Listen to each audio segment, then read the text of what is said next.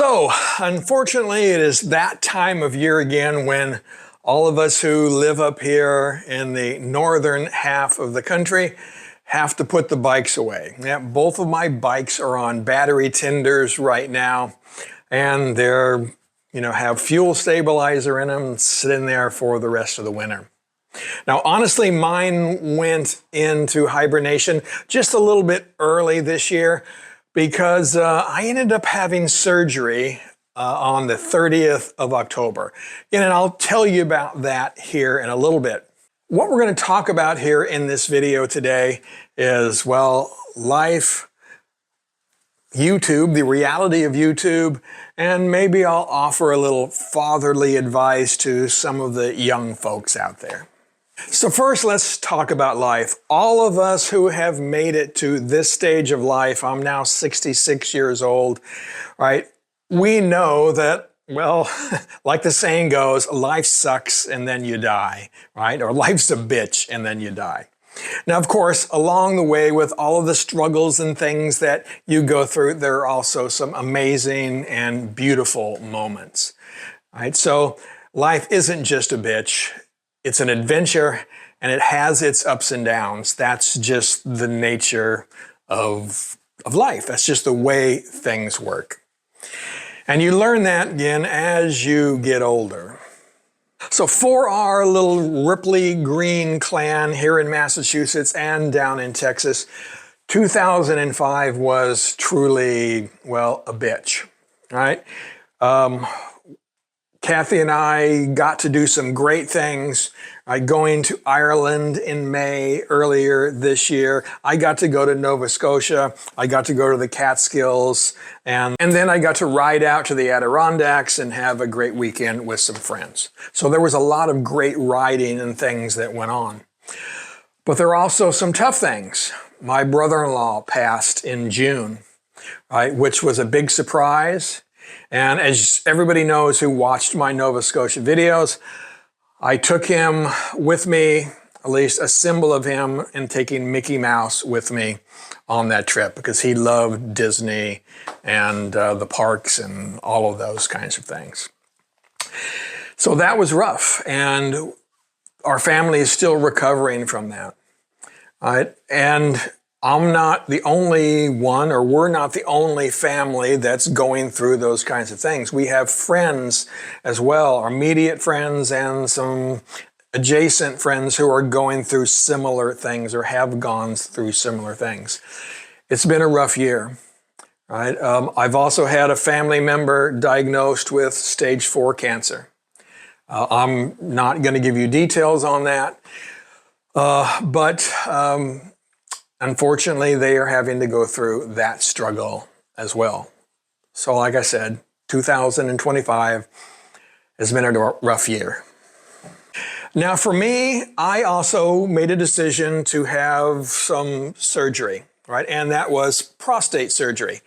As you know, I have done some videos on having to pee while you're out there on the road and made jokes about it and everything. But for the last few years, I have been struggling with that, and it's been getting slowly worse and worse. And it finally got to the point where I was afraid I was going to be out there traveling and end up in the emergency room to be catheterized. So when I got back from Nova Scotia, we arranged surgery again for October of this year. And that went very successful, but there were a couple of setbacks. I ended up getting an infection, and we had to go through all of that thing. But everything is turning around now, and I'm doing well. So again, I'm not going to go through all the details of all that stuff. You don't want to hear it. But just know that it was a little rough, and now I'm in the right direction.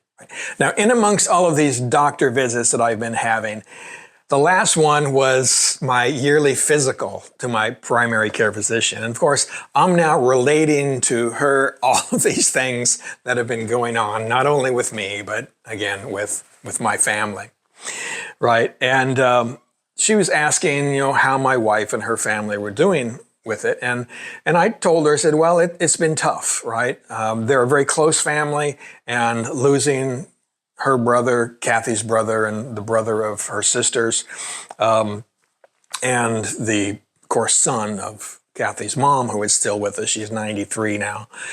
It's been tough, right? And then the doctor asked, well, how are you doing with all this? Now, of course, I told her that I was sad that Kathy's brother Rob passed. I wish that he was still with us. But my outlook is a little bit different than, Kathy's and her family. They are focusing on the loss of Rob, and understandably so. But for me, I try to look at it as the joy that he brought into my life while I got to know him and I got to be with him, right, through all the holidays and just everything that, he gave to us, right, to his family. He was a giver, right, for sure, at his own expense many times. And he continues to give to us after his passing. We're all going to pass, and a lot of the people that we know before we go are also going to go. And it's sad. But it's life. I don't know how else to put it. That is just part of life. We have to learn to deal with it, right? We have to learn to move on. We have to learn to be thankful for what those people gave us while they were here. But again, we have to just move on and live our lives, because that is what they would want for us. But for me, the lesson should be, when somebody you love passes, is that you just have no idea how long you've been given. It might be 60 years or it might be 90 years. We just don't know. So for me, it's essential that we follow that old Stoic practice of memento mori. And that is that we remember that we too are going to pass, right? And we live every day with gratitude and with grace. Which brings me to my next topic, and that is YouTube here, right? And how I look at YouTube anyway. Now, the reason I bring this up is because I was watching, again, some other YouTubers, some guys and gals that have many more followers than I do. And they're, of course, tend to complain sometimes about the algorithm, and the algorithm is not showing their videos to the subscribers and all of this kind of stuff. And I always kind of, shrug my shoulders a little bit and I don't know what you're talking about, right? Because the algorithm, quote, right, what it does is it shows me the videos that it thinks I want to see, right? And it bases that, right, upon the things that I've watched. So if I go out and I watch a bunch of motorcycle videos, well, it's going to show me more motorcycle videos. If I go out and I watch a lot of political videos, well, it's going to show me more political videos, right? So all it does is feeds me the things that I want, right, or it thinks that I want, right, the things that I've been watching. And that's what it does to all of your viewers as well. So if your subscribers aren't seeing your videos, it's because they're not watching. I mean, it's as simple as that.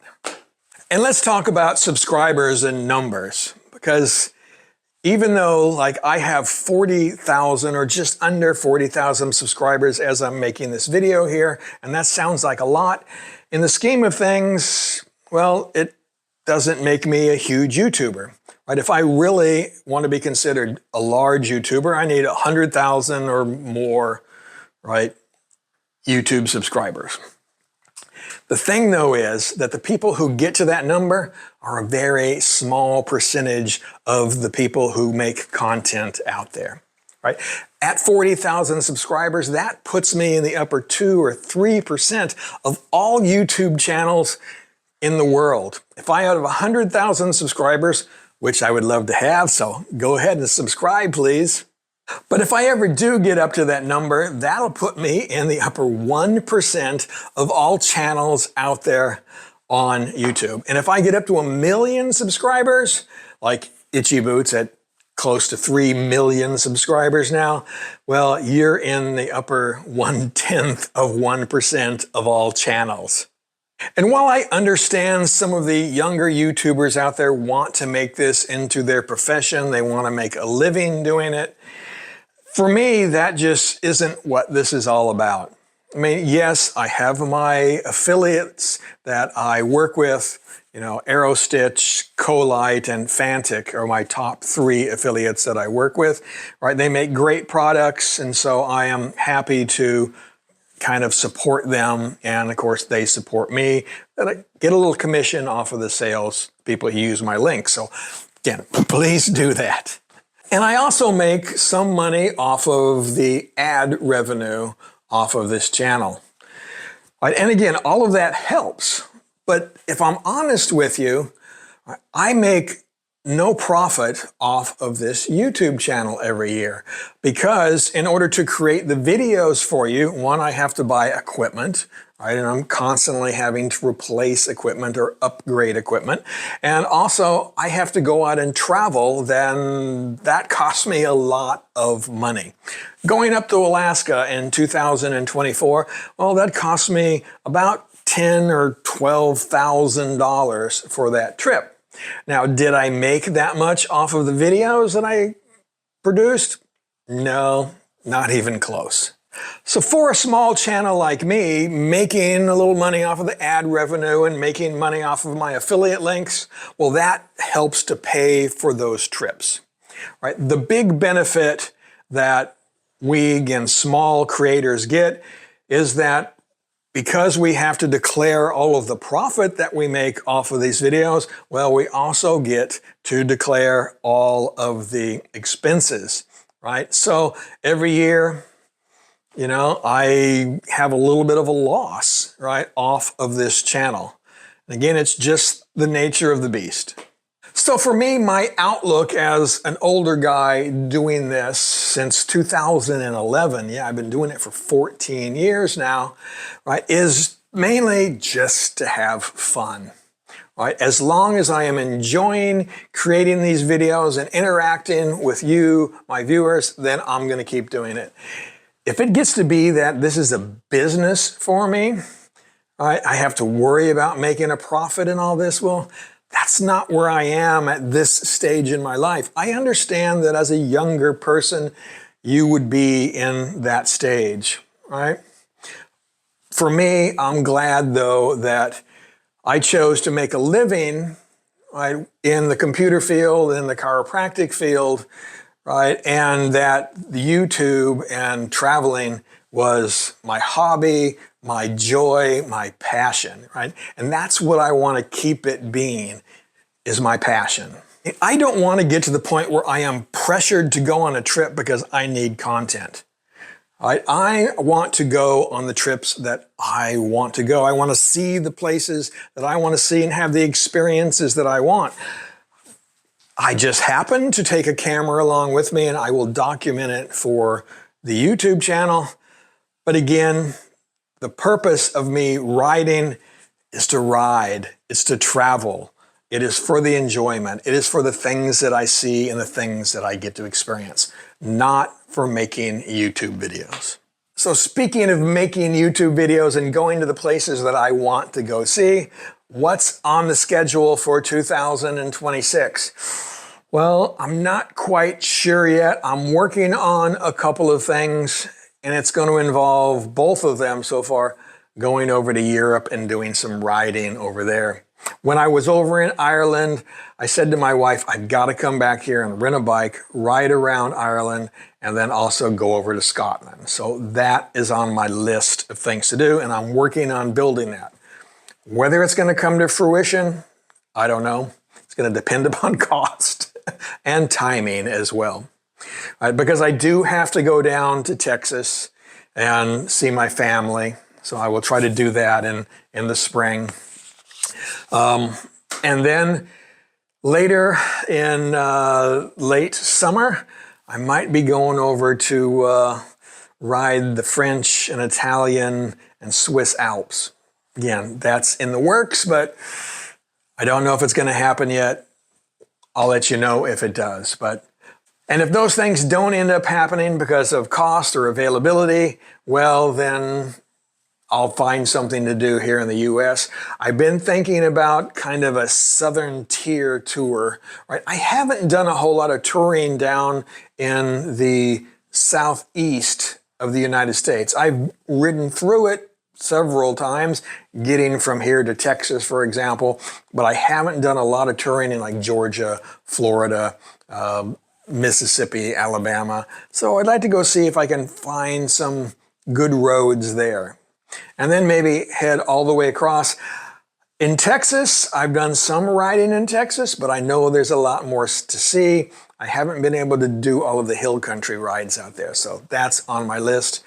And then I would like to get out to the southwestern United States again, and there's some things I want to do out there. So lots of stuff to do. Not sure I'm going to get it all done next year. I know I probably definitely won't. But we're going to work on those two big trips. And again, as they come together, again, I'll let you know. So in the meantime, we got to make it through the winter. And of course, I'll be planning those things. I've got some new gear that I've got coming. I'm going to kind of do an old and new gear review. What was working this last riding season and new stuff that I'm going to be trying. So that will be coming. But let me know, right, what you guys would like to see. Right, put it down in the comments or send me an email. I want to know, are there topics that you would like to see me talk about, whether it's about motorcycling or life in general, you know, being an old guy and dealing with the kind of things that we have to deal with as we get older. You know, whatever questions you want to ask, again, put them down here and we'll see if we can answer those, you know, in the form of a video. All right? So as always, guys, you know what to do. You want to keep riding safe if you can continue riding through the winter. And of course, every day, keep squeezing your lemon.